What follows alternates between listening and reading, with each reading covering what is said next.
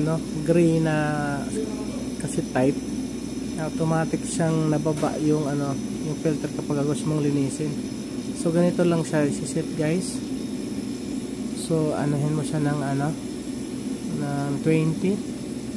So, nakaset siya ngayon ng 20, tapos ibabaan mo siya ng 19. Tatlong beses mo siyang pipindutin. 1, 2, 3. Yan. Bumababa na siya ngayon guys. Ano, napapansin no?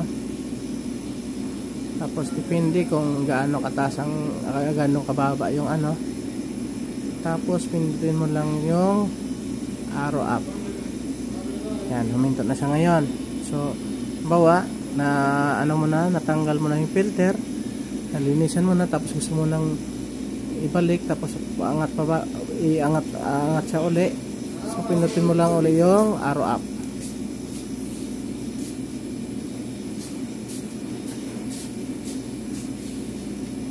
So ganyan na siya.